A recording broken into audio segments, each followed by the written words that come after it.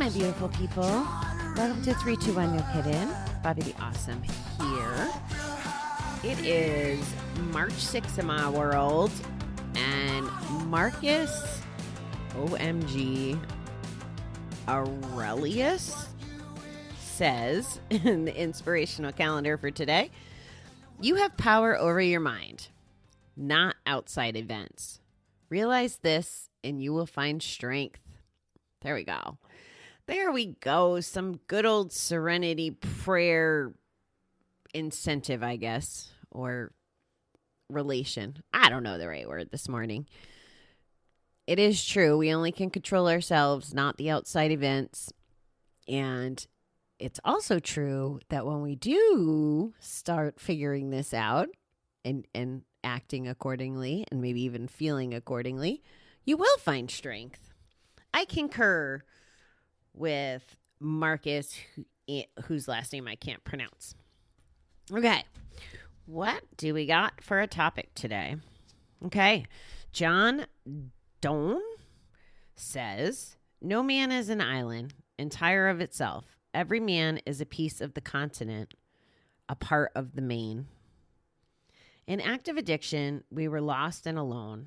We couldn't trust anything or anyone, especially ourselves. No place was safe for us. No people were safe for us. The loneliness was the worst of it. There was no one to talk to, perhaps no one who wanted to talk to us. Our self-esteem was so fragile, and we couldn't trust people to be gentle enough, so we simply avoided them. With no belief in a higher power, our spiritual lives were empty, bankrupt. In recovery, though, that has all changed. Our newfound spirituality has opened a whole universe to us. We've reconnected with ourselves, our higher power, other people, and the world itself.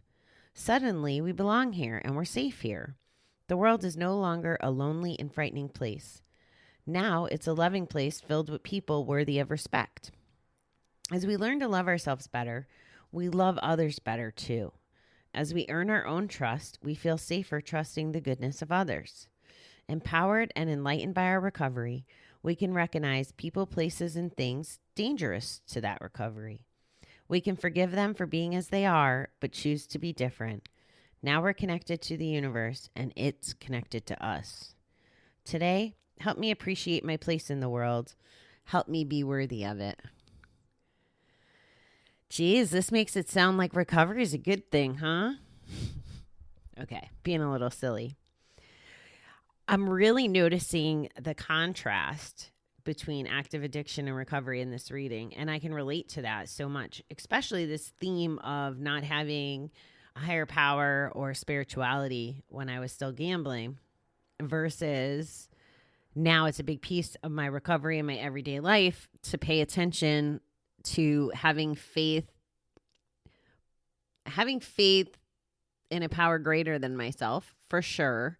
But having faith that things are working out the way they're supposed to, having faith that my addiction served its purpose, and having faith that my recovery served a purpose. I mean, things are changing. It's true. The world is no longer a lonely or frightening place. I have never felt so connected to so many people. And I'm not talking about just the people in my direct life, my long-term friends and family, but also this world that COVID and virtual has opened up to me, and including strangers, right? Here I am talking to you. I don't know you specifically per se, but I'm starting to have conversations with people because of this and because of my recovery. And I've always been a social butterfly, but I would not say that the relationships were necessarily deep or authentic. You know, I could sit at a bar and talk to anyone and make air quotes friends, but really were they the people who were going to be in my life when I stopped drinking? I mean, I'm very fortunate. There is quite a few people in my life that are like that, but that's not necessarily the normal. Just like I probably shouldn't tell you guys that I go to Kansas City and I sit in the bar and don't drink because it's important to me that I have relationships with the people that still go there. I mean, it's okay for me, and it's important to me that I stay connected to those people. And in this example, they are my lifelong friends, but it's a crew of them. It's not necessarily all the other strangers in the bar. I don't have the same relationships with them. I'm still friendly with everybody, but it's not connection. And I think that that's a big part of what this reading is about, is connection. And the last paragraph, as it talks about, as we learn to love ourselves better, we love others better too. As we earn our own trust, we feel safer trusting the goodness of others. That's totally true for me. I've had to figure out that I'm worth it before I can help teach people that they're worth it, right? If I sat here and told you that I believe in you and I believe that you're worth it, as I try to do frequently on the show, but I didn't exhibit the behavior that I felt like I was worth it, if I came on here every day and did poor me or made excuses on why I couldn't have things, I would be setting a horrible example, and there would be no trust in that situation. So I love being in a place where I do know that I'm worth it and I can be happy, and I know that you're worth it too. And that hopefully our conversations put you on a path to either reaffirming that for yourself or learning it if you've never discovered it or evaluated it.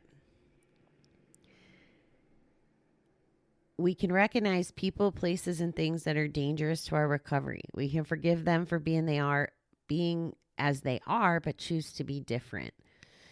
We're connected to the universe, and it's connected to us. I really feel that way, like in so many ways. And of course, I do appreciate my place in the world, and I am worthy of it. That's what it says at the end here. Help me appreciate my place in the world. Help me be worthy of it. My place isn't super fancy, my place in the world. It's, all it is super unique to me. And that's all it needs to be.